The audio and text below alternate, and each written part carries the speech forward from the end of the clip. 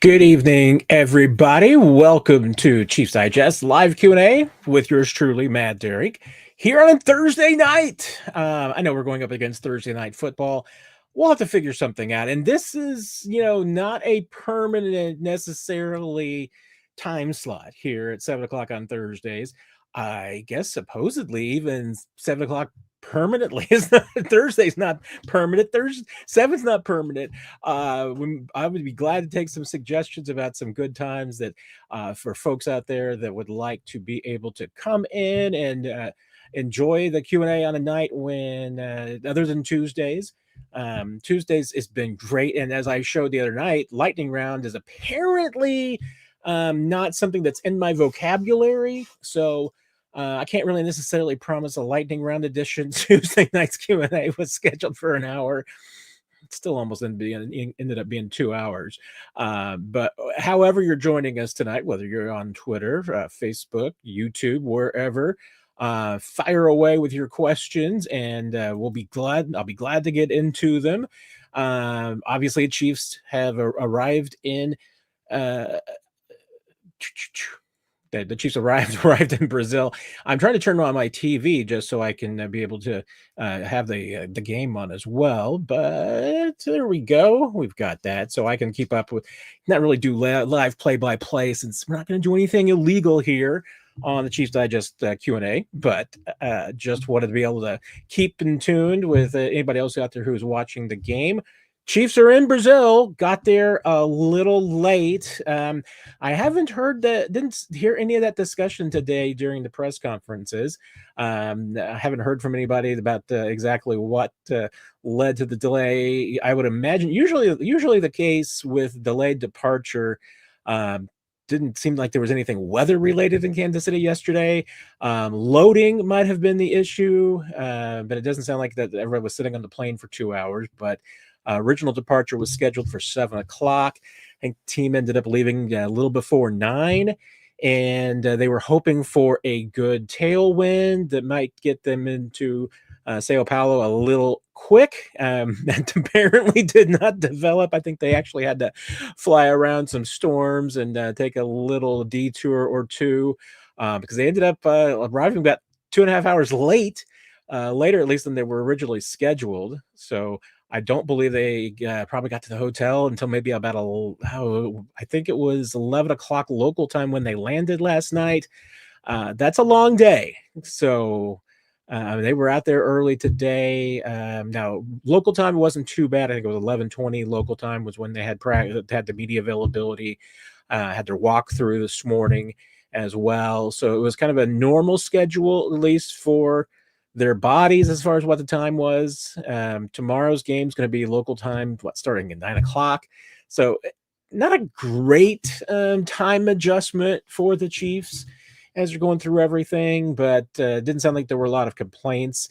Players put on their best faces today, said a lot of positive things about Brazil, and nobody that I talked to going into this trip had anything negative to say about Brazil itself. They were certainly looking forward to seeing the country, eating the food, getting experiences, seeing the countryside. They're going to get to see a lot of Sao Paulo on that maybe 2-hour bus ride to the stadium tomorrow. Hopefully it's not going to be that bad. The Giants last year, remember when they were the visiting team, I believe they went down 5 days early, and they made that trip more than a couple of times. I don't think they were practicing in the same place the Chiefs did their walkthrough today. Chiefs did their walkthrough at what looked like a neighborhood rugby field. Might be a little bit more sophisticated than that, but it kind of looked like a neighborhood rugby field. It was a little bit different experience for an NFL press conference, but it looked like everybody had some fun with it and enjoyed the conversation. NFL had their flag football event. They're doing a lot of publicity events in Brazil, trying to grow the game. That's what they are doing down there. It's a mission about why the NFL is taking the game and last year and this year down to Brazil. We'll see if they continue this agreement going forward. I think that the NFL Players Association would like to see if you're going to continue to play in Brazil, maybe take it to a different venue. It doesn't sound like Sao Paulo has the best logistics for hosting the NFL. I don't know if other cities are going to be prepared to do it. I mean, whether it's Rio or Brasilia, any other locations in Brazil that would work, but I think you need to give somebody else a chance because, like I said, the logistics in Sao Paulo have not been fantastic. At least so far, it sounds like the players and coaches are leaning into it and not had too much of a bad experience. I know it sounds like the players are getting to try some of the local foods and cheese breads and those kinds of things. So it sounds like they're at least having a good time in their short experience in Brazil so far. Remember, they'll be coming back on Saturday after the game, so early morning. They'll get to sleep on the plane a little bit, hopefully, and begin their, I call it a bye day. It's basically what they're getting. They'll get back to Kansas City mid-afternoonish on Saturday. Actually, I guess, depending on when they get out of there, it might not be until maybe 4 a.m. that they get out of Brazil. So it might be even late evening in Kansas City when they get back. They'll gain at least some time coming back, so they'll get a couple hours on the time difference. But you got questions, anything about, hey, the Chiefs, about the rest of the league, anything going on? If I know it, just want an opinion, you can probably pry that out of me too. I'm always good for a good Star Wars, Star Trek, Simpsons questions too. So if you get desperate and don't want to talk Chiefs, you can ask me anything. I may not always answer, but I promise that you can ask me anything, and I'll probably answer most things. I'm not going to tell you my pen number, anything like that. I can't tell you any secrets about Nick Jacobs. Was hoping to have a guest tonight, so I hope that everybody is not too disappointed. The guest that I have tonight originally was hoping might be able to come on tonight. Says they're going to be here next week, so we'll cross our fingers. Everything will go fine there. But I figured for 1 hour tonight, you can put up with me. Fire away with your questions, and let's just go from there. And I know Brian's first up. Brian just got a lot of comments today, so that's good. Casey Harold, Matt, twice a week is like finding an extra cheeseburger in your drive-through bag. I like the way you think. I feel the same way. If I get an extra cheeseburger in the bag, or extra, it seems like my bonus. The last bonus I got was an extra fry in my Chick-fil-A bag. So that I will take anytime. Hoy hoy to you as well, Justin. You're about to watch the Eagles stomp the Cowboys. Didn't call them the Cowboys. I got you though. Confession, I grew up as Chiefs fan number one. 1A was the Cowboys. I grew up in Springfield, Missouri, Southwest Missouri. We were kind of cowboy country, especially after the Cardinals left St. Louis when I was a kid. The CBS affiliate had a vote about which games, because back then, if you didn't have an NFC team in your market, your local station had to designate who they wanted to be their local team, and they had a vote. Overwhelming vote was, make the Cowboys the local team. So we got a Cowboys game every single week in Springfield. So I watched every single week of Troy Aikman and Steve Walsh going 1-15 in Jimmy Johnson's first year in Dallas. So I watched all the Chiefs games that year too. So I remember being over my friend Chris's house when Indy Hack gave up those 7 sacks to Derrick Thomas against the Seattle Seahawks. And I also remember Derrick Thomas just about having Dave Craig in the grass for an 8th sack when they gave the game-winning touchdown, but that's neither here nor there. So I'm always going to be a Cowboys fan. I'm not the same way that I was. Covering the NFL, I will be honest, has broken me. It's a fandom. It's hard to be a fan when you're covering the league. So I don't root for teams the way that I used to. Although it does sound like there was somebody in one of the reporters in Brazil who is very invested in Isaiah Pacheco having a big year this year because he's on his fantasy team. So glad we got to know that. Sam, you haven't missed anything, so you got some questions. Fire away. Press conference earlier today. It was interesting. I'll say that there were some good questions. There were some interesting questions. It was long. I wish that press conferences in Kansas City got to be that long. We could ask that many questions, but We got to ask Andy Reid 2 questions yesterday before they pulled him off the podium, so they let him go a little bit longer today. I was glad that at least some of the local reporters were able to get some questions, but obviously a lot of questions from the Brazil media. That was great to hear and to see some of the thoughts out there. Finally tuned. Will the Chiefs kickoff return cover teams give them an advantage since the rules seem to have brought this back into the game? 8 to 10 plays per game. I mean, I think the unfortunately legitimate answer finally tuned is nobody knows. I don't even Dave Tobe doesn't know. That's the reality of it is, and especially with the tweak to the rule this year, I'm going to be intrigued to see how teams do it. I mean, Dave Tobe seems to think that every team in the league is going to do it pretty much the same way that the Chiefs are going to try and do it. The Chiefs are going to try to put their in game, their goal for the most part is going to be to try to put the ball on the ground in the landing zone. And that was initially everybody's idea last year until they pretty much realized that, hey, touchbacks, even bringing them out to the 30 most of the time, were going to be more effective than possibly the risk of giving up a big play. So everybody just started putting the ball into the end zone and taking the touchbacks, even if it came out to the 30, because generally returns were coming out to about the 30. So there wasn't really any punishment. Now with the returns coming out to 35, that 5 yards is a big deal to these teams and these special teams coaches. So the idea is that there are certainly going to be more returns, and I think it's finally tuned. I think to me, the teams are going to have advantages are going to have a couple of traits. One, I do think they're going to have a good kicker that can put the ball where they want it to, and you're going to have a good kicker who's not going to have a lot of miss-hit kicks.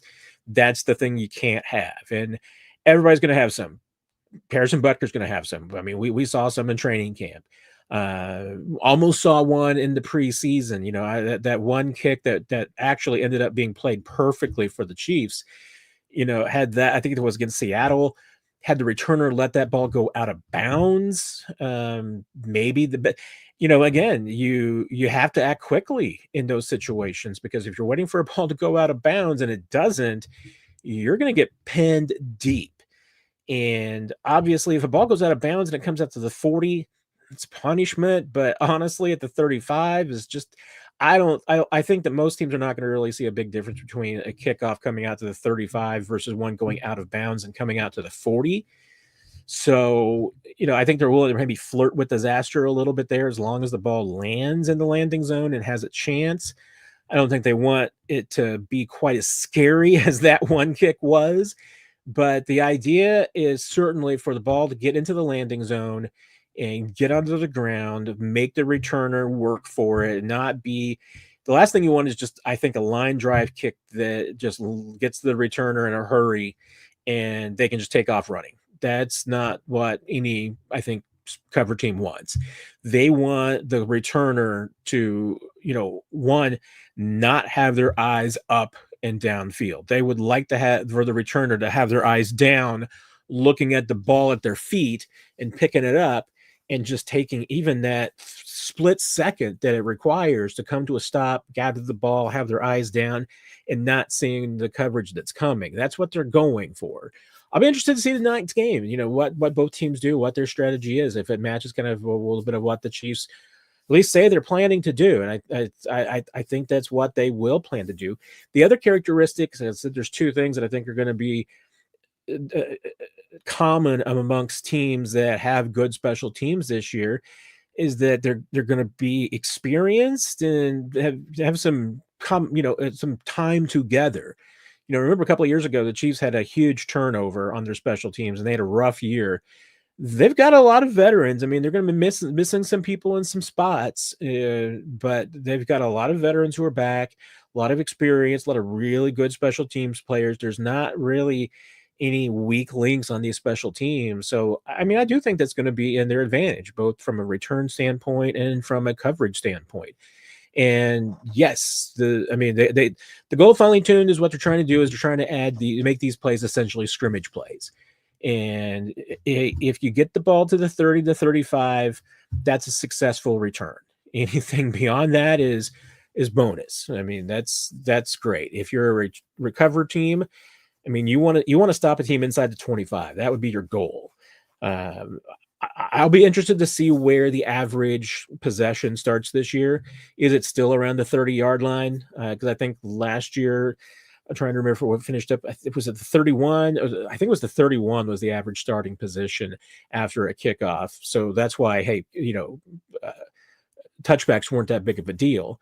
If you start to see the average starting position get closer to the 35, you're probably going to start seeing more touchbacks again. I mean, if that's just the reality of it, but if this, putting the ball on the ground and having more aggressive kickoffs, as long as you don't give up those big plays, if that results in weaker starting field position, then I think you'll see, teams doing that. But it's really just going to be kind of how it all works out in the beginning of the season, the first couple of weeks, where the starting field position after kickoffs is. If it's in favor of the kick return team, then you're probably going to start to see more touchbacks again, and everybody's just going to start at the 35, which I think is good news for a team like the Chiefs. If you got a good offense, you'll take field position.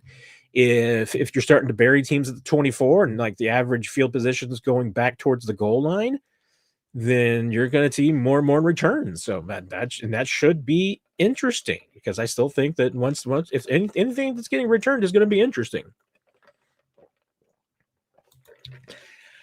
I think, Justin, from the players that I talked to, and I'm going to have a story coming out on this on the morning with just some of the comments from the players.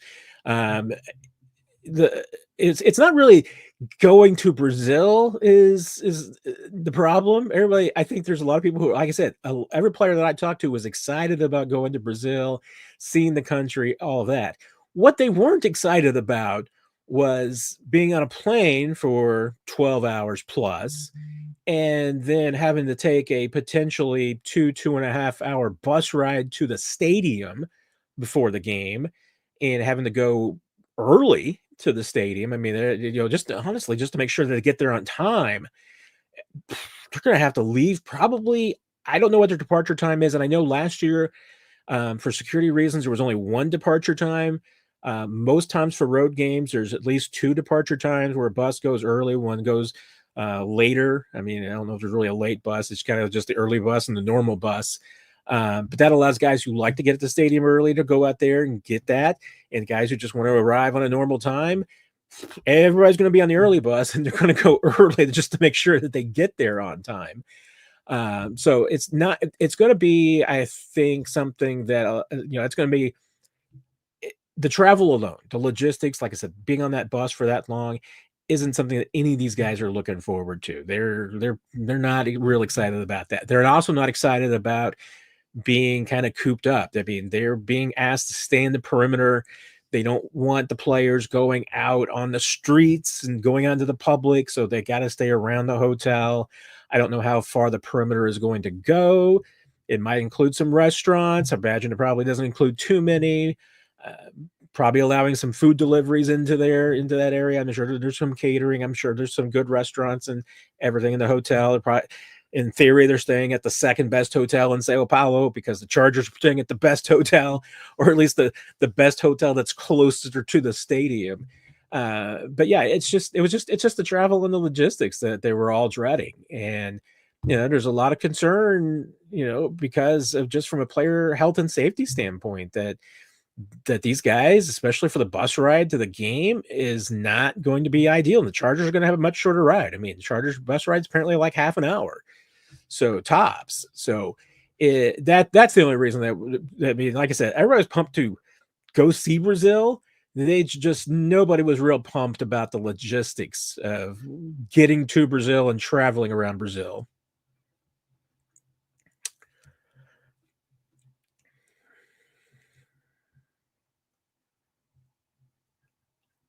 Let's see. What else? Questions. Who's got it? The Runster. Do you think Andy will call deep, explosive plays early, try and set the tone for the season, put emphasis on bringing back chunk plays? I mean, I expect that the Chiefs are going to take a deep shot early. I mean, everything that they've said is that they're going to. So if the Chiefs come out and don't take a shot deep at all in this game, and it was all psychological, I don't think that's the case. I mean, I don't think that the Chiefs are trying to play some sort of people probably hate my 3D chess, and I always say the 3D chess thing entirely sarcastically and ironically. I don't actually mean it. I'm just being obnoxious most of the time when I say 3D chess. So, but yes, I do. I mean, they've been talking about it so much. They've been working on it so much, and OTAs and training camp. They're going to do it. I mean, I think they will do it early. They've got the resources to do it. I don't think that's just talk to try and get teams to play them a certain way. That may be the effect. I mean, teams may just get it into their heads. Okay, the Chiefs are going to be taking a bunch of deep down the field shots. So let's prepare for it. Let's just back the safeties up a bit more. Maybe you're going to, play 3 deep instead of 2 deep. Teams want to keep with Mahomes and the Chiefs. They typically want to keep everything in front of them. So if they're focused more on the Chiefs trying to attack the deep end and they're defending the deep end more, I mean, that's really playing into what the Chiefs want to do, which normally traditional conventional wisdom is that you run and you throw short to open up the deep part of the game. And Patrick Mahomes, from like the very beginning of the OTAs, as I'm watching the first kickoff of the season to see what happens here, it was just a high kick, which is another strategy that teams are going to use. I mean, you're just going to use a high kick. Now remember, nobody can move until the returner touches the ball, so there's not a huge advantage there as far as coverage goes. Now, the one advantage that I think some special teams coaches will argue is a similar and akin to the return, putting it on the ground, is if the player's looking up for the ball, it's going to take their eye off of the coverage just for a split second. So maybe you get that one split second advantage. I do think it's interesting we're talking about field position here, and I think they returned the kick out, opening kicked out to the 32. So that's about par for the course. I mean, like I said, I think the 31 was the average last year. If it ends up being the 31, 32, and then you're going to see a bunch of returns because teams would rather it be the 31 or the 32 than the 35. And it looked like we had our first injury of the season too. You hate to see that. So hope that's not too bad. That did not look good at all, but let's see what happens. That's the last of the play-by-play you're going to get from me. I'm not going to run afoul of anybody. But yeah, no, Ron, I do. I mean, I think that they're being legit. I mean, and obviously they have a lot of guys that can take it deep and run. Even guys on the practice squad that if they need to activate, they've got speed on the practice squad. But you've got Xavier Worthy and Tyquan Thornton, who are really two good deep ball down the field guys. And if you put those two guys on opposite sides and teams have got to put a corner and a safety over the top of both those guys, it should open things up over the middle. And you're not going to be using Xavier Worthy as a decoy most of the day, but and his threat and ability to go deep when he cuts it off, that's going to be another weapon. I mean, that's why I say if this Chiefs offense can stay healthy, they've got a lot of opportunities going for them. There's a lot of things that they can open up with this team because they are multifaceted. But if they start losing guys again, it's going to hurt. And Jalen Royals missing tomorrow is, hey, it shortens your bench. But once again, I fit into the camp that I think that Jalen Royals is going to be a limited contributor to begin the start of the season, and will become greater, more involved as the season goes on. And once again, there are injuries that force Jalen Royals to get involved with the offense earlier, but you kind of want him to develop at his own pace. Ron, what are your predictions for inactives tomorrow outside of Jalen Royals? And yeah, Nick and I talked about this the other night, and I think we came down to the same 4. I think we were just differing on number 5, but we're going with Elijah Mitchell, running back.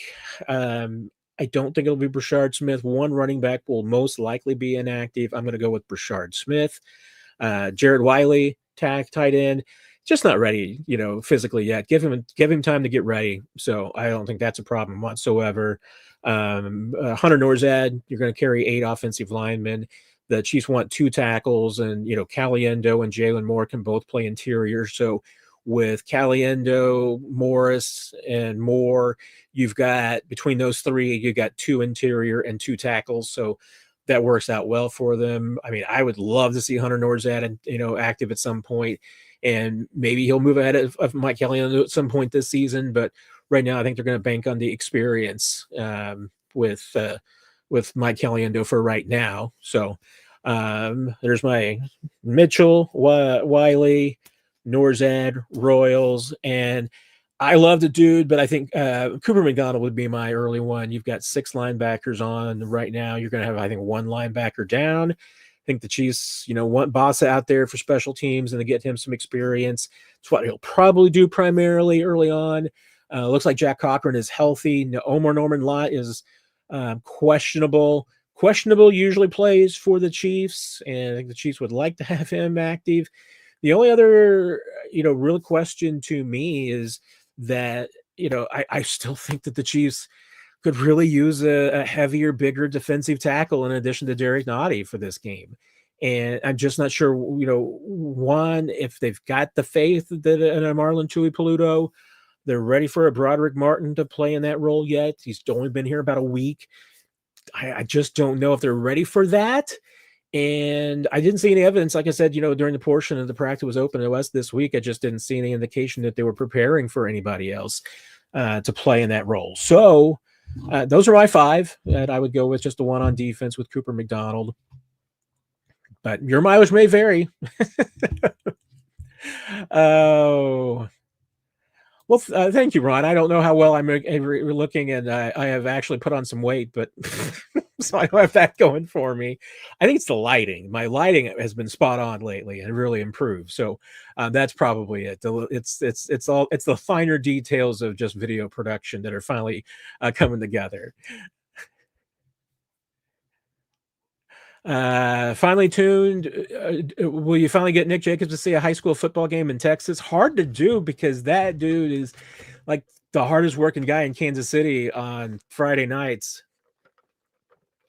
So Friday nights is his busiest time of the week. So I don't know if you're going to be able to get Nick Jacobs to a high school football game in Texas.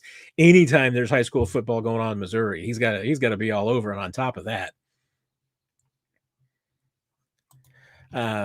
Brandon, how worried should we be that the Chargers are going to run all over the Chiefs like Seattle did in the preseason? I mean, I'm a DEFCON 4 on that one, Brandon. I mean, I probably should be at DEFCON 3. Maybe I'm being a little bit just leaning towards Steve Spagnuolo and Joe Cullen and even Brendan Daly with the with the linebackers are just getting it done. I mean, yes, when in that Seattle game, the Chiefs did not play most of their starters, so you didn't see Nick Bolton, you didn't see Chris Jones. There were a lot of weapons in that game, and defensively, the Chiefs just didn't have. So, but at the same time, Derrick Nottie is really your only run stopper. I mean, I'm being serious when I say that Chris Jones right now might be your best run defender on this team on the defensive interior. And no knock against Chris, but that's kind of scary. Chiefs are trying to rebuild that defensive interior from a run standpoint, and it's not there yet. And even Derrick Nottie, even though he's been around and he knows this defense, the fact that he hasn't been with them all through camp, I mean, there's going to be a lot of new stuff and maybe a few new terms, new techniques, new tricks that he's not going to be up on. So, there could be some miscommunications. I would worry about short yardage because I don't know if the Chiefs are really built right now to stop anybody in short yardage run situations.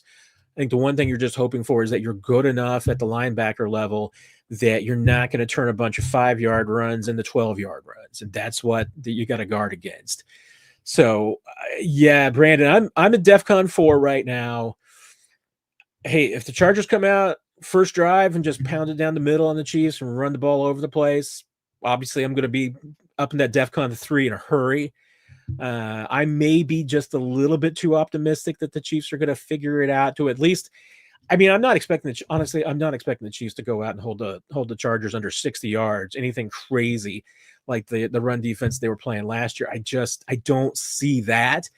But are we going to see the Chiefs give up 250 yards rushing? You certainly hope that doesn't happen. And that would be my only real concern, is just that if the Chargers run the ball a lot and they run it effectively, that it could get out of hand. And you can't have that happen. If that happens, Chargers are going to win this game. So, all right, Harold, I understand it's hard to pull. Yeah, you can't pull for the Eagles. I mean, yeah, don't you as a Chiefs fan, don't you have to root for the Cowboys in this one? I mean, come on. I understand it might be hard for some of you to root for, America's past team. They're not America's team anymore. Sorry to say, but Chris, any word on the condition of Sao Paulo Field this year? It looked like some media got to go out today. I mean, nobody's been on the field. So other than, the NFL, and I understand that the teams have representatives who've been out there and working on the field as well. I mean, at this point, I would say no news is good news. The only thing that might be worrying a little bit, and actually, this would be encouraging. I know Chris Jones said, I think that the temperature is supposed to be maybe around 50 tomorrow night for the game. If that's the case, it was a little bit warmer last year. And the problem last year with the field, my understanding by and large, was just that it was really damp. And that's why it wasn't because it was raining. It was just that the dew point was so high that there was dew and just dampness on the grass, and just couldn't keep it dry. And that's what led to those slick conditions last year. And the teams weren't really prepared for it. I mean, I think obviously both teams probably adjusted with their cleats throughout the game last year, and it kind of improved things. But the NFL, yeah, like I said, it's, and Brian's talking about, Andy Reid talking about it today. I mean, NFL was involved last year in it too. It's just that the conditions that day kind of got away from them. Now, hopefully they've learned from what happened last year and are preparing things a little bit differently. They're prepared for there to be some moisture. There's drying agents, obviously, that they can put down to hopefully deal with that if it is getting damp. But we're probably not going to know for sure until the teams get out tomorrow and get to the stadium and start testing it out and seeing. So hopefully it's going to be better conditions than they were last year, because that was it looked like both teams were just on an ice rink last year. Trey, how does Hollywood look? He was supposed to be wide receiver 1 last year. He's been really quiet, injured this offseason. I think last year, yeah, I mean, yes, that was kind of the idea that Hollywood was going to be the number 1 last year because he was the experienced guy.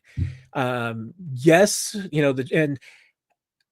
and let me put it this way. I think that there was a little bit of, I don't know if it was loving up. I don't think it was that case.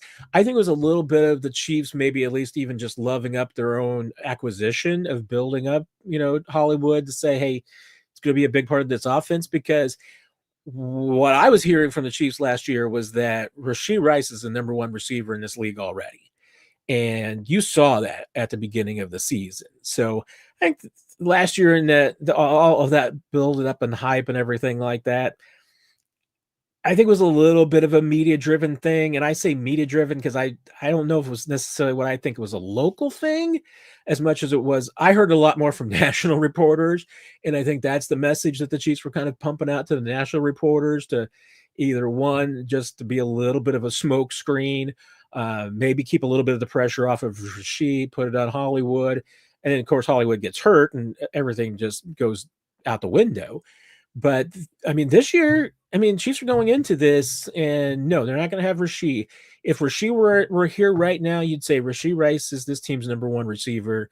Xavier Worthy is number 2. Hollywood Brown's number 3. Juju is probably 4. Jalen Royals is 5. Tyquan 6. Right now, Jason Brownlee would be 7. Nico would be 8 as far as your options go. In this game, I'm thinking all those guys are going to be active, since you're not, except for you're not going to have Jalen Royals, and you're not going to have, and since you're not going to have Rashee, you got the other 6 guys. I think all 6 of those guys will be active. There was a chance that maybe it's Jason Brownlee that's inactive and somebody else is up, but I think that they'll have Brownlee available because they just want the 6 options in case there's any issues early in the season, anybody goes down.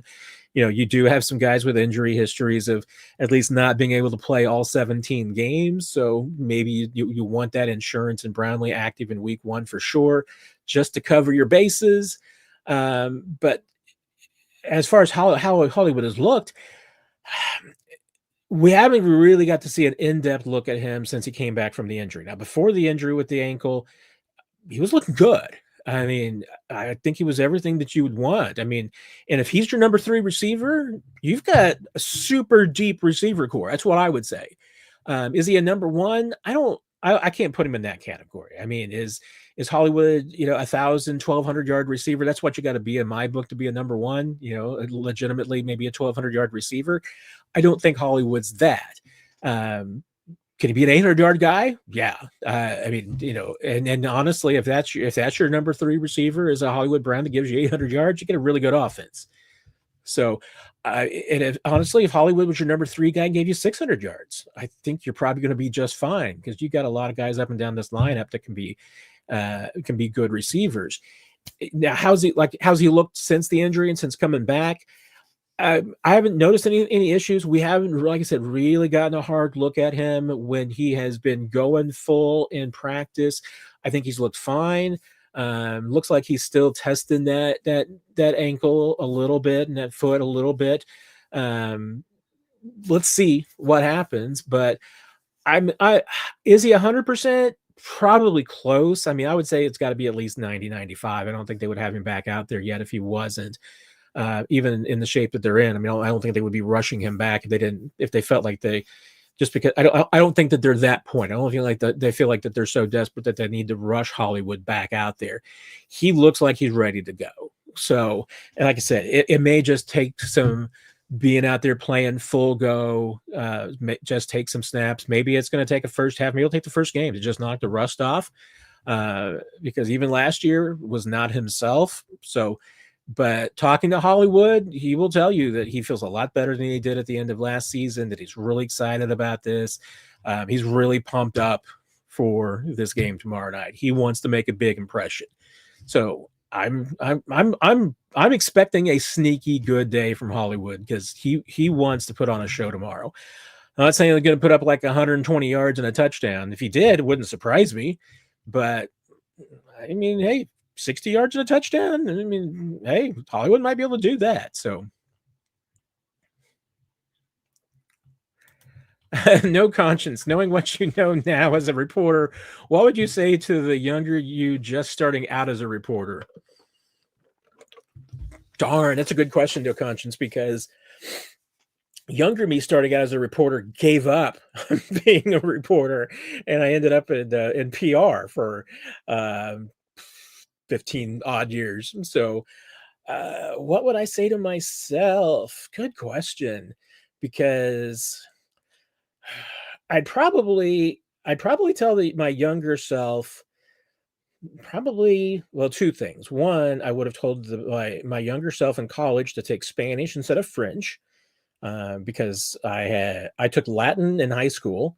I had to have 13 hours of a foreign language in college, and neither of the universities I attended. I did my first 2 years at what was Southwest Missouri State, now Missouri State, just because it was close to home and cheap, and I could get my prerequisites out of the way, and then transferred to Missouri. Notable, I have 64 credit hours from both universities, which was the bare minimum I needed to graduate from Mizzou. So very, very proud of that. It's hard to pull that off as a transfer student. I'm just saying.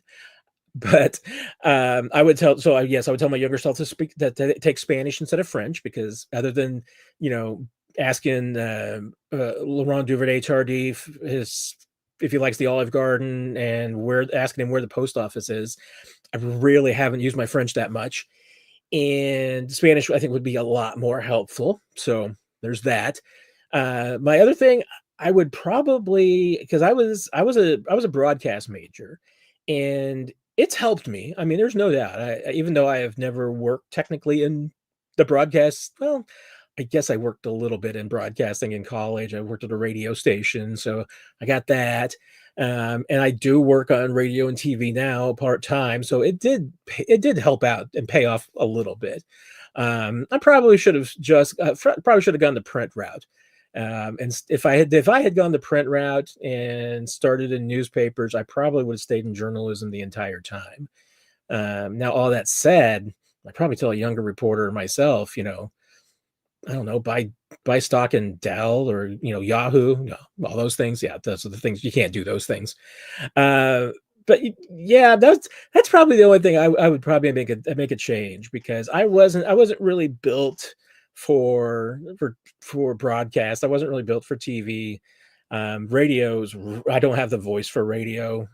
That's just, if you don't have the voice, it's too hard to get into radio. I had to really, really work hard when I was in radio to just, sound halfway decent. So yeah, that I would probably tell myself to go into print. So not necessarily helpful for anybody today, because I think now to these days, if you're going out and being a reporter and covering sports and covering the NFL today, you need to be able to do everything. You're gonna have to do it all. You're gonna have to be a multimedia journalist. You're gonna have to be a YouTube star, and you're gonna have to be a writer and an aggregator and all those things. So that's a good question, though. I might have to think about that, and I might have a different answer later. No conscience. That's a really thoughtful question. Mr. Sport Coffee Weston has to work on Thursday, so Nick's never going to be able to join me for the Thursday shows unless if he's on vacation, I might be able to rope him into it. But he does enough on the Tuesday shows that I don't want to put too much of a burden on Mr. Sport Coffee. But I'm going to try and get some of my other friends to help out. I'm sorry I couldn't get anybody tonight. I hope nobody's too disappointed. Hopefully we have fun with a guest next week, and I'm going to try and get guests going forward. So, Brian, appreciate, there you go. Bring up Brian's hit the like button, because he does a better job of reminding people to do that than I do. So, and Red Royce, definitely, hey, catch your show. And Red Royce, one of those, can't always get here, but hey, post your questions. Nick does a better job of answering the questions than I do, but I am going to check the questions tonight. So if you ever can't make the live streams, hit us up with the questions. Either on social media, you can do it on Twitter, you can do it on Blue Sky, you can do it on Facebook, you can do it on the YouTube channel here. You will get an answer eventually, I promise. And let's see what else we got going on here. Yeah, I should have. Here once again, classic Matt being behind. I saw the personal foul penalty. I don't have the audio up, obviously. I did not realize. So Jalen Carter got ejected for that. Wow, that's amazing. Gosh, yeah. There's a question. Is there going to be some discipline from that? There might be. Will Jalen Carter be playing next week in the next Eagles game? That's against checks notes. Oh, the Chiefs, right? Wow. And I still wonder how close Jalen Carter was to being a Chief. I think it might have been really, really close to being a Chief. And if he was your Punk, would you feel any differently about that? Oh, dang, Dez, man, I should have seen the super chat. I'm so sorry I missed you. I'm 12 minutes late on this, Dez. Dang it, man. Should we expect Royals to go on IR? No, I've heard no indication whatsoever that Royals is going to go on IR. Originally, the Chiefs were cautiously optimistic that he might be available for week 1. Obviously decided to shut him down this week, so there wasn't really a threat. He did not go to Brazil because I didn't want to deal with that knee on the travel. Just going to leave him in Kansas City to rest up. They're going to give it another go on Wednesday, so he's going to have all of this time to rest up, and that should be enough. I mean, the Chiefs seem to think that he was close enough this week that he'll be ready. So, I mean, if they were going to put him on IR, I mean, if they don't do it by 3:00 tomorrow, they would be wasting a game. Because if they really think he needs to go on IR, you do it now so that he can get that first game that he needs to miss out of the way. Otherwise, I mean, they've wasted time. But no, I've heard no indication at any point in this process that they were considering IR for Jalen Royals, and that was even during the cut down to 53. There was no consideration about putting him on IR. So we'll see what happens Wednesday. That's going to be the next practice, and we'll see what the process is. But everything that I've heard this week was that they wanted to just shut him down this week and give it another try for the Eagles and see where he's at. So they're not in a hurry to rush him back unnecessarily. So they're gonna hold him out until he's ready. But it's no, there's to me, unless something significant changes here in the next 1 to 4 days, there's no reason to expect that he's going to get on injured reserve.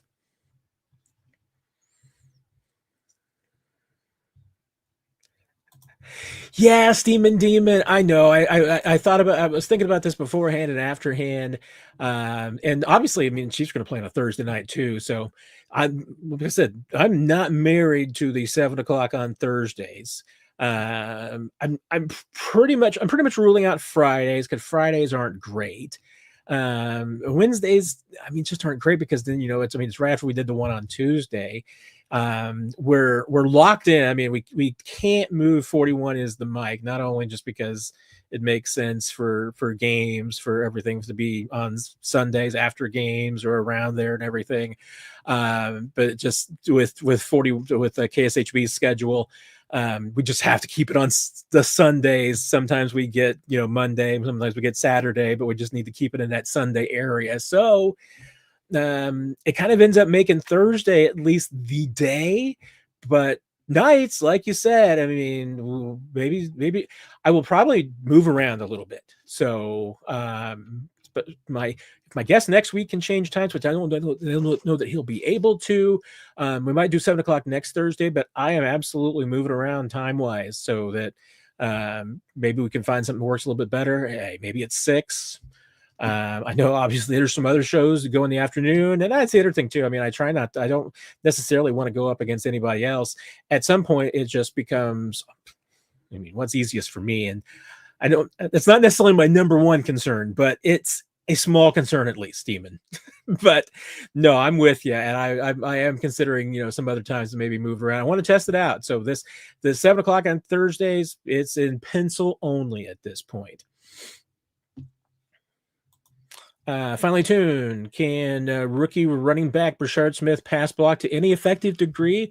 Hey, he had that one against I think it was Seattle, where they had him split out, and I thought, gosh, we're actually going to see Brashard Smith in the passing game, and then they brought him into the backfield and actually had a really good block. So, is he the worst in the world? No. Is he the best? No.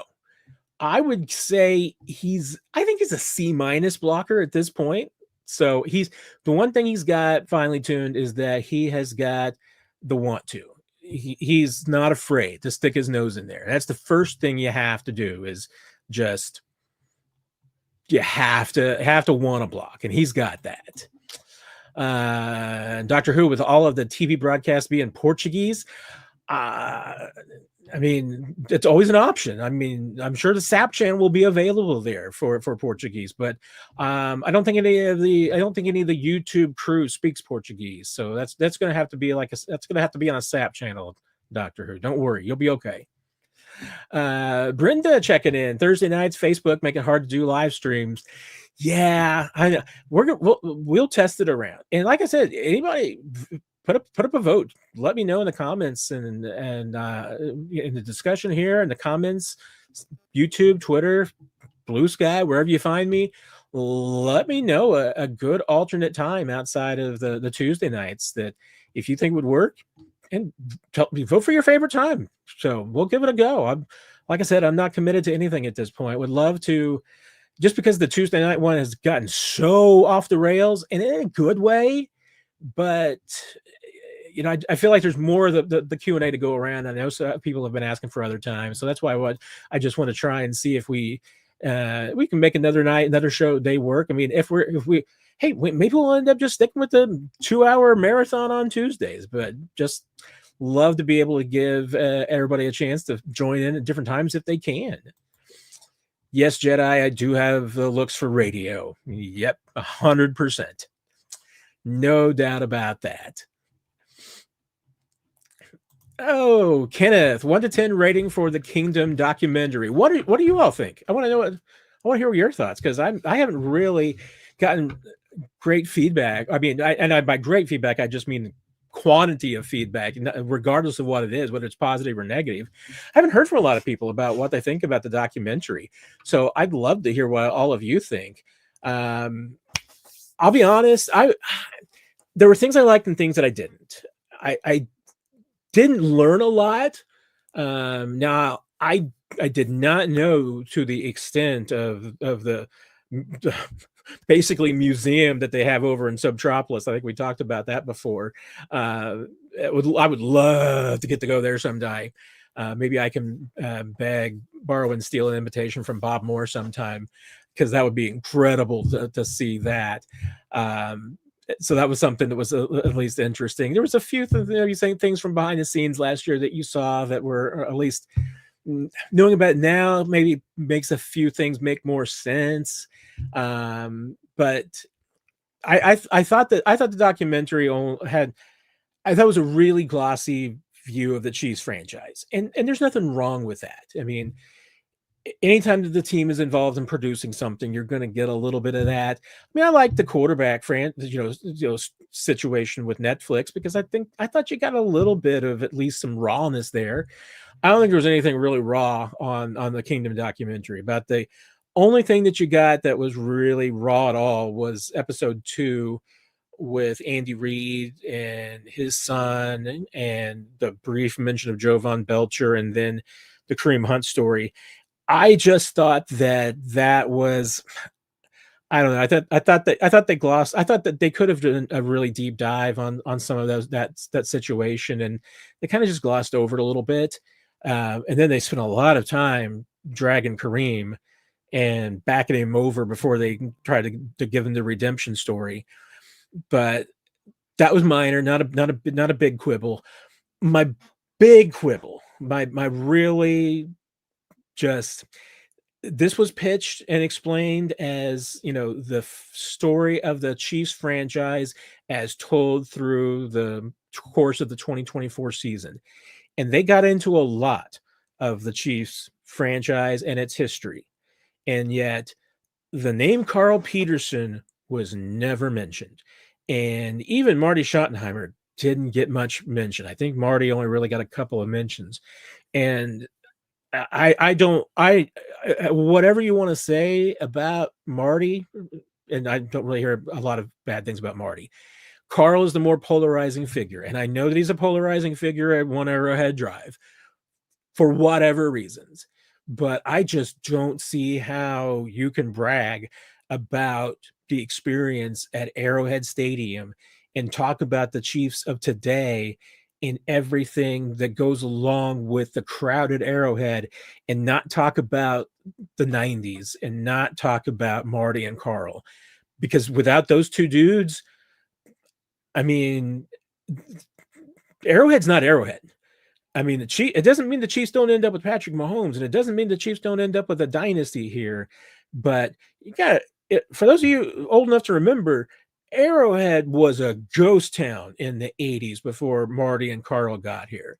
And without the two of them, without Carl building that team and Marty coaching it, and especially Marty selling, the importance of the crowd and doing all of that, and honestly, I mean, bringing in the kind of players that played into the crowd, without doing all of that, none of this is the way it is. I mean, tailgating is not what it is without the 90s. That was, you had to have that success. So I just, and part of this is a little bit of, I think there's some pettiness that still goes on within the organization and Carl.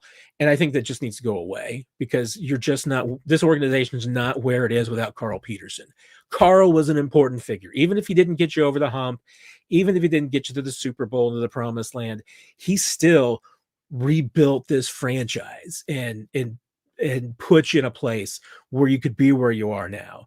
So I just don't like the fact that basically he got edited out of the existence in this. I was disappointed in that because I think Marty and Carl deserve a lot more credit for the culture of the Chiefs fans, especially because there wasn't any culture of Chiefs fans in 1987. It just didn't exist. And what can't happen in the 90s. I give so much credit to the fans and the fan base of this team for building it, because Chiefs fans were the ones that showed up and built the tailgating environment and did put all of this together. But you're not doing that for a team that doesn't win football games. And Marty and Carl, and like I said, they put a team that inspired that. And I think the fans played off of those players just as much as the players played off of the fans. And Marty especially, because Marty sold the rivalries. Marty sold the importance of getting the fans involved, and I think fans responded to that. So how you tell just the history of the Chiefs franchise without Marty and Carl being almost an episode of their own, I don't know. I was just disappointed in that. All right, Chris wants to know the story about Jalen Carter almost being a Chief, and pulling up there to make sure I'm not getting my stories all confused. That can happen in my old age, because now, yes, I mean he went way too early because he went ninth. Oh gosh, I was thinking he went a little bit lower. He went ninth overall to the Eagles. And if the Eagles hadn't taken him there, he might have fallen a little bit further. If he had fallen to a certain point, I mean, I think the Chiefs were definitely interested. Chiefs were definitely, I mean, and the Chiefs should be and will be interested in all sorts of defensive line. I know they were interested in Jalen Carter. If Jalen Carter had fallen lower, I don't know how low he needed to go. I don't know if he would have had. I mean, normally Brett Veach will tell you that if they've got a top 15 grade on a guy, they need to fall probably to 20 and 21 before they're going to get too interested. Maybe 19, because I know 19's been a close spot before, but 20, 21 is really where Brett Veach gets interested. I'm trying to remember who was. I know the Chiefs. I think they had some interest in Mozzie Smith because that's one of the reasons they were trying to trade up with Dallas in that draft. Obviously, this was the 2023 draft, right? Make sure, I guess 2023. So it's the year the Chiefs ended up taking Felix in the first round at 31. I mean, Chiefs were definitely interested in the D-line class that year. So there was a lot of those guys that they were definitely interested in. If Jalen Carter had fallen to a certain point, Chiefs were going to be interested. Interesting, Mozzie Smith and Nessie Smith, the guy that talking about tonight, because he's not active for the Cowboys. I mean, would the Chiefs be interested in making a trade? I don't know. I mean, you wouldn't give up much for a guy that's not active for another team, so they'd have to have that. But I think he would have had to have fallen obviously a little bit more. I mean, Chiefs weren't trading up into the top 10 to get Jalen Carter, but there were some concerns because of just some of the red flags with him that he might fall. And if he did, I think the Chiefs would have been interested. They could kick the tires on him pretty good.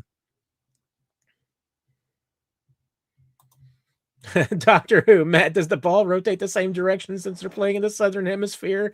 It's science. I think the rotation of the ball is going to depend on the spin that you put on it. So, I mean, if you're Patrick Mahomes, and you're spinning with you're not throwing with your left arm. So I think you're still. I'm trying to be funny too, but I'm probably not being funny. But Julia Gulia, any news on the field conditions? Saw a clip of them walking on what looked to be my backyard lawn. Now I wonder now if you're talking about that might have been the practice field today, because I don't know. I have not seen exactly where that practice, that walkthrough was held today. That walkthrough looked like it was done at a community rugby park that's just like open to the general public. I don't know if that's the case, but it looked like it. I know the field, at least the photos I've looked at, it looked great because I'm sure it's been painted. But they have the end zones painted, and there's going to be the gold end zone for the Chiefs because they, as the NFL revealed today, they're going to start, painting with both teams' logos on the fields for the international games. So that's it's a new development. And the field, I mean, the photos I've seen of the field look great, but they're all from a distance. So, uh, yeah, we'll find out for sure tomorrow. But I'm hoping that the field you saw you're talking about, I'm hoping that was the practice field today, because the practice field today did look a little bit rough, and it was just a walkthrough. So maybe the Chiefs even just said, "Hey, it doesn't have to be any." They normally do a walkthrough in, like, hotel ballrooms. So that wasn't really a practice today. It was a walkthrough. So, like I said, I mean, that's not normally anything that's too fancy. So the Chiefs may have just said that they didn't care where they did it. No conscience. Does social media make things more challenging as a reporter when dealing with players for you? Um, I will say this, no conscience. You've had some really thoughtful questions tonight. Make me really think here. I don't. There's only two ways I would say that social media, and I'm going to be including podcasts into the discussion of social media. I think there's only two ways that really I feel like social media poses that much of a challenge.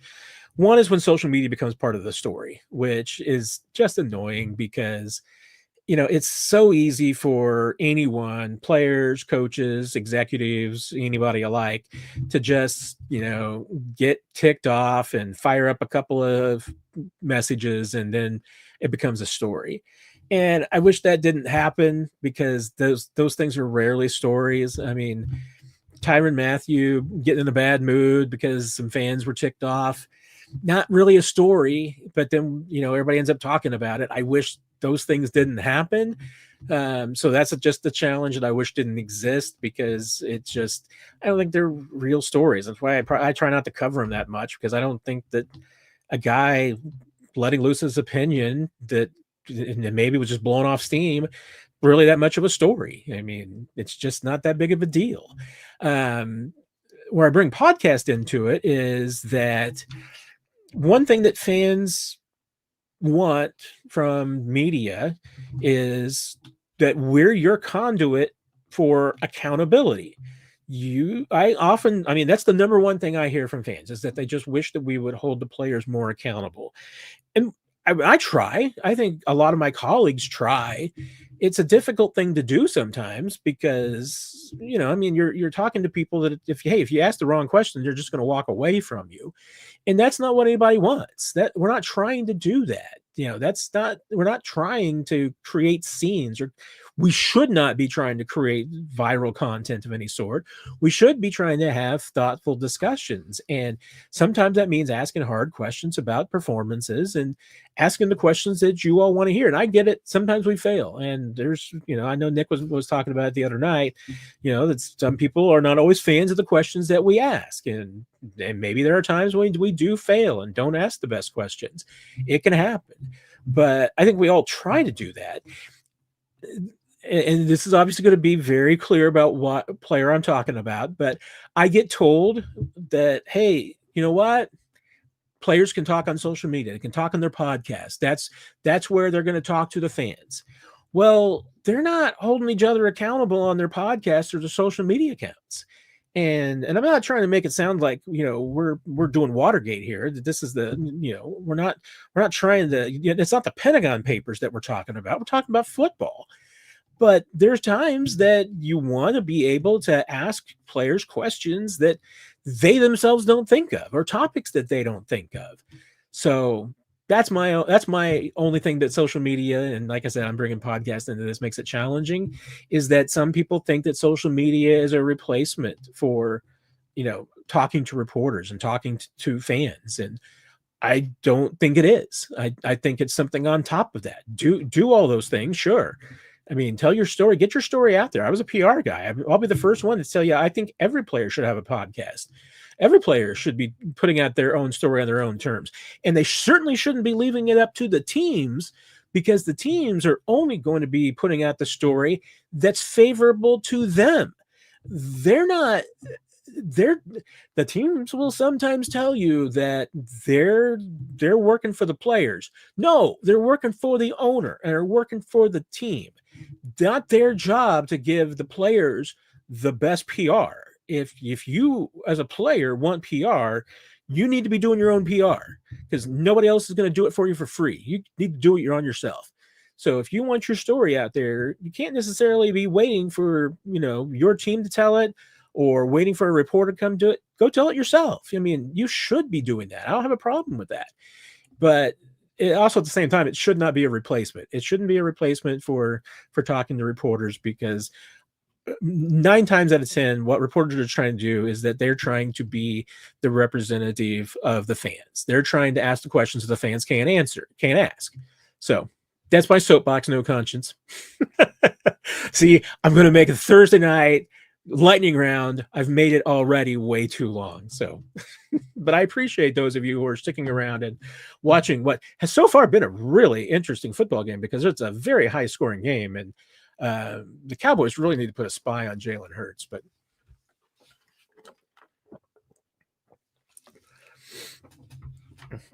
no, way too many commercials in the kingdom. Looks like there's some pretty good reviews right here. It looks like y'all, and like I said, I have no problems. Oh, Jedi. Oh, Clark and Carl have a rift. Yeah. Yeah, that's let's put it this way. Carl Peterson is not in the Chiefs Hall of Fame. And it's been explained to me that there's pretty much only one voter for the Chiefs Hall of Fame. And so you could pretty much know who that is. So yeah, is there a rift between Clark and Carl? Yeah, I think you can say that. Hey, Harold, interesting. Yeah, and the Chiefs, hey, I give it up to them. The franchise is really good. It was a really good piece, and you're right. The franchise is more in depth than. And here's the funny thing, Harold, because honestly, none of that was produced by ESPN. It was originally shot by NFL Films and mostly 65 Toss Power Trap. So the Chiefs themselves were working with NFL Films in shooting all of this. The idea was to do the documentary about the three-peat attempt, and they honestly weren't sure if this documentary would see the light of day if they lost. They weren't entirely sure at all. But then so they were looking for a distributor. They were looking for somebody to pick this up, because they were shooting it all throughout the season. I know some of the interviews from people I talked to, some of the interviews that were not done with the players and the coaches were done in October. The ones with the play, I like with Mahomes and Andy Reid, my understanding is those were done in February after the Super Bowl. So like those were done at their homes. I know Andy's was done in California. So that gives you some, idea of the timeline. And that was after ESPN did come involved, because so ESPN came in as the distributor. But by and large, almost everything, if not everything, was shot by NFL Films and 65 Toss Power Trap, the Chiefs in-house, and the same people who do the franchise. So now there's some things that I wonder about. I wonder if this was maybe designed to be a longer series, if they won and then got shortened because they lost, because there's some storytelling elements that I feel like got kind of jammed together a little bit. And the franchise does a great job. They really do. But again, the franchise doesn't get, it's team media, it's team PR. So there's some stories they can't tell, but they do a really good job of storytelling, and they've got some incredible talent that works on that show. So I get it. I know I get why people are big fans of the franchise, and they do a great job with that. And I'm glad it's I'm multifaceted on the franchise. I'm jealous of the franchise because they get access that I don't get, and then none of the other reporters get. So I'm a little jealous from that standpoint. But I also get, I mean, there's probably some stories they would like to tell that they don't get to because they're not necessarily the best foot forward of the organization. Um, so yeah, it's a double-edged sword. So I'm both jealous and not jealous at the same time, but I respect the heck out of the work that group does. 65 Tops Power Trap. They're absolutely great people up and down that group, and the franchise is just piece of it. So salute to that. I get why people enjoy the franchise. Glad it's out there. All right. Finally, Tune's got a question. If anybody else, final call, fire it in here. I'll make sure that I didn't miss anything else. But finally, Tune. Oh, yeah, your thoughts on Tigers versus the Jayhawks? I'm excited about this one. I am ready for this. I didn't think I would be this hyped for this game coming back. I mean, I feel a little bit in my old age, and just because of the way things are going, especially more toward basketball, because I can't keep track of who's on a basketball team anymore with the transfer portal. It just changes too much. So I feel less invested in college basketball than I've ever been.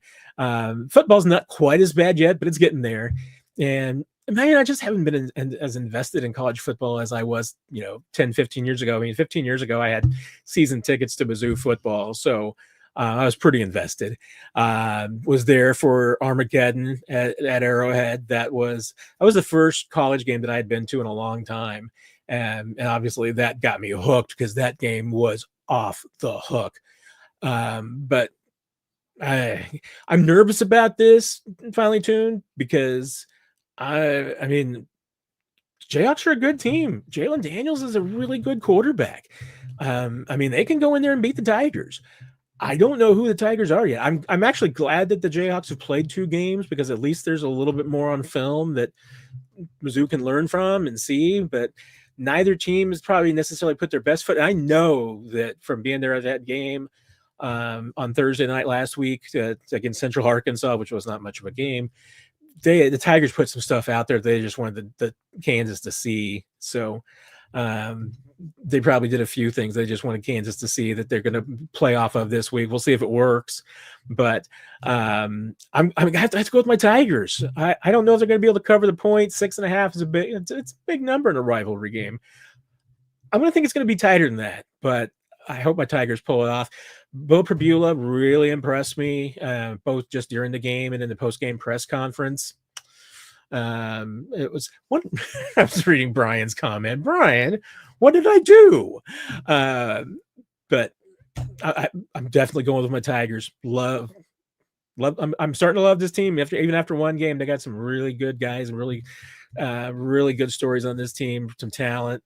I'm going with the Tigers.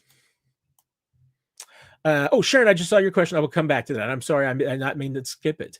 No conscience. What difference have you seen between the 2 Clarks running the team? I'm trying to figure out the 2 Clarks. Are you talking about? Are you talking about the Dwayne Bowe Clarks between like Lamar and Clark, or is there a different Clark that I'm forgetting about that's other than Clark Hunt? I'll tell you what, no conscience. Follow up on that, and I'll come back to it after I talk to Sharon here. Sharon, did you hear Dan Patrick's comments about the game in Brazil? If so, thoughts? I haven't. See if I can find them real quick, and if not, somebody wants to clue me in. KUS no shot. That's the ball is orange. I heard Saran Petra talking about that today, and it has come down to that. I mean, it's like Kansas has to win at basketball because they're the basketball school. Mizzou in this series is a football school, so they need to win the football games. So there's a lot more, and you can't let the SEC down. So Lamar and Clark. See, I get that. There's a reason. There's a reason why Dwayne Bowe said he had to apologize to the Clarks. I mean, I was just a fan and on the outside, during Lamar's lifetime. So, I mean, I can't necessarily speak to the day-to-day or the super involvement of Lamar. Um, I mean, and so this is gonna be this will be a 30,000-foot view of Lamar and a little bit closer of Clark. I mean, I'm not like, you know, I don't have any super secret access to Clark. Not like I don't know if any of us really do. And there's probably reporters who knew Lamar a lot better than they know Clark, just because of the nature of the way things were back in the day. But I don't know. I kind of Lamar had, I think, obviously a lot of other things going on, not just business wise, but sports wise, and he probably took his eye off the ball sometimes. Um, Lamar also, by all accounts, had a real loyalty streak. So he probably went with some people and with some decisions longer than he should have, before making changes. And and I can't fault loyalty. I get it. And at that time, in that day and age in the NFL, I mean, loyalty probably went a lot further, and there wasn't necessarily the pressure, especially from a financial standpoint, because the money is so much bigger now. I mean, back then you're gonna make money. I mean, we're gonna make a ton of money because the money wasn't that big in the NFL back in those days. So I think it's magnified now. That probably that makes loyalty less valuable than it once was. But I think that would be like the 30,000-foot view, was that Lamar was more loyal, maybe too loyal. I do think that there was some legitimate, Lamar had his focus divided.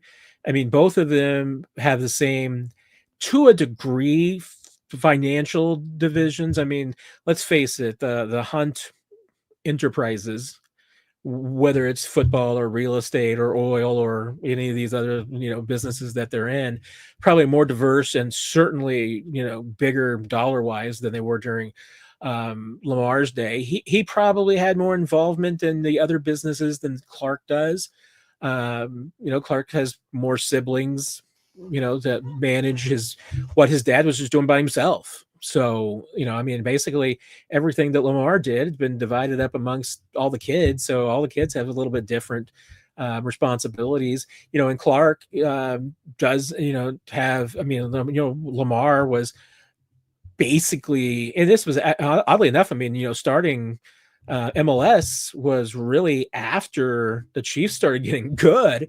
So even if Lamar was a lot more involved in starting MLS and having multiple teams in MLS back in the day, that Clark doesn't have that. Dan is the one that controls the soccer kind of part of the business. Clark just worry about the Chiefs, and there's a few others. Because I know he's involved in Hunt Midwest here in town, and the real estate side of things. Other siblings are involved, I'm sure, in other businesses too. So, but Clark gets to run it more like a business, and probably more than Lamar ever did, and that's probably the biggest difference. I mean, like I said, that's my 30,000-foot view from Lamar's standpoint. Not that Clark's not loyal, but Clark needs to make money. Clark needs the team to win. He wants the team to win. I think Lamar wanted the team to win, but Lamar wanted to win with his people.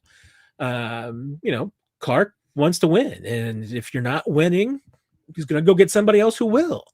And there's nothing wrong with that. So, I mean, like I said, that's probably one take. There's probably others who would have different visions of it, different views. So, Sharon, yeah, playing division games, the first game of the season, and not in a U.S. home stadium. Nothing about field conditions and travel. I mean, I probably have more issues with the field conditions and the travel than I do with being the first game of the stadium of the season and playing a division game first game and not in a U.S. home stadium. I mean, the Chargers chose it, and I honestly believe the Chargers chose the Chiefs for this game for a reason, and it was about the field conditions and the travel. I think the Chargers I mean, let's face it. I mean, the Chargers know that if they're playing this game in Los Angeles, they know it's going to be a sellout, and they also know that the crowd's going to be about 50% Chiefs fans. It's not going to be a dominant home game. I mean, there ends up being a lot of Chiefs fans in that stadium, and it may not be 50% now. I mean, it may be more like 40, but they know if they play this game at home, it's going to be a sellout, and there's going to be a lot of Chiefs fans there. This was an opportunity for the Chargers, and they did their homework. They knew that taking this game to Brazil meant that the Chiefs are going to end up on a 2-hour bus ride, that they're going to, be disadvantaged as the road team in this game. And honestly, I think it's going to level the playing field. I mean, I would expect this to still be a pro Chiefs crowd, because the Chiefs have a fan base in Brazil, and believe it or not, I mean, it still goes back to Cairo Santos. Having Cairo Santos on this team gave this team a foothold in Brazil, and being the world's team now gives them a foothold in Brazil. So I think that's, I'm not sure that the reasons why the division game is being played as the first week of the season in a foreign country. I don't think it's completely divorced from the travel and the logistics. I think it plays into it. The Chargers, I mean, let's face it, this was not an NFL pure choice. I mean, it was hey, is the NFL ecstatic that the Chargers chose this game?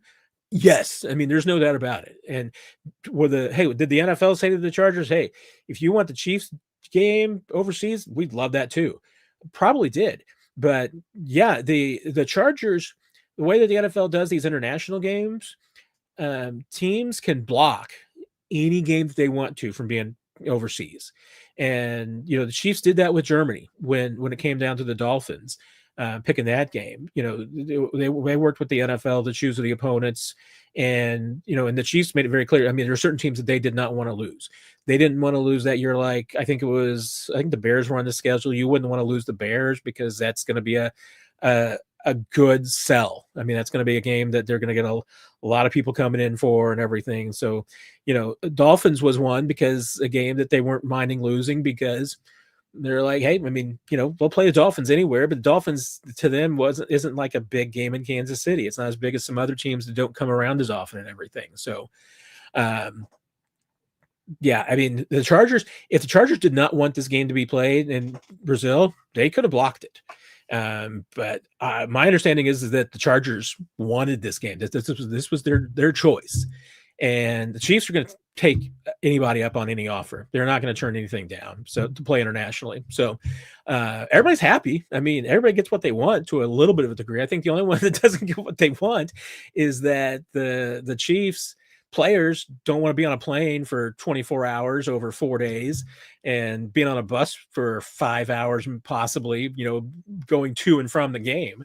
But in the Casey Herald says, yeah, YouTube's happy about it too.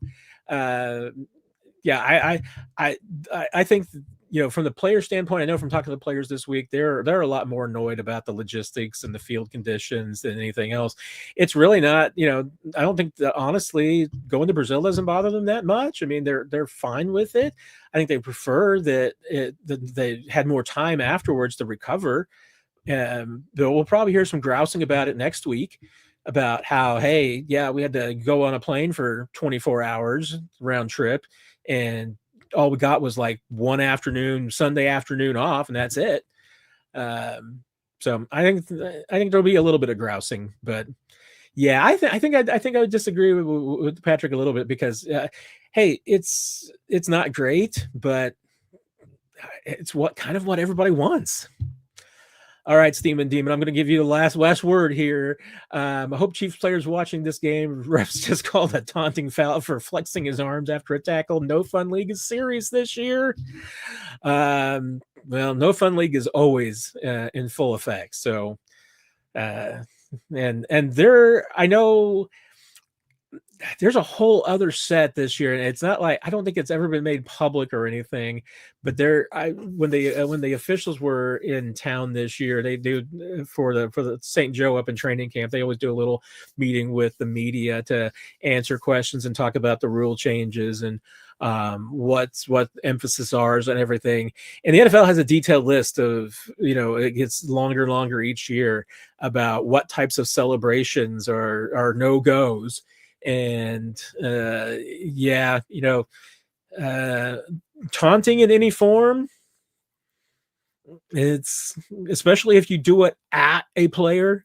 I didn't see what happened, but there's certain things that will get you flagged no matter what. And it's, there's good. The Chiefs are going to get. I'm sure every team is going to get flagged this year for a celebration that they are not looking forward to. So there you go, Sharon.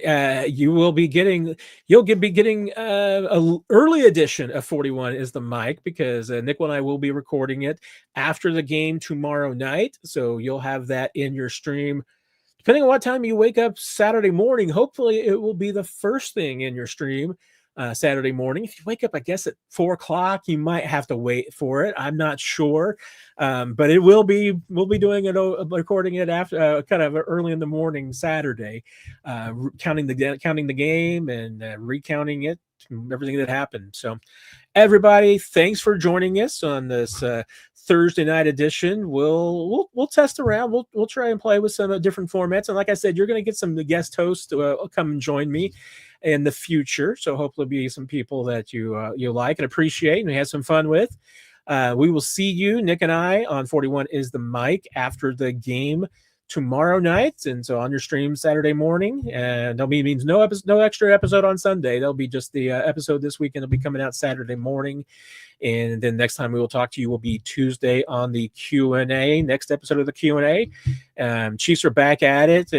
Monday, we will scheduled to hear from Andy Reid with his typical Monday Zoom, and then the Chiefs will have practice on Wednesday and be actually normal week for once in week 2 when the Chiefs get ready for the Eagles next week. So everybody enjoy the game tomorrow night, and Nick and I will see you sometime Saturday morning on 41 is the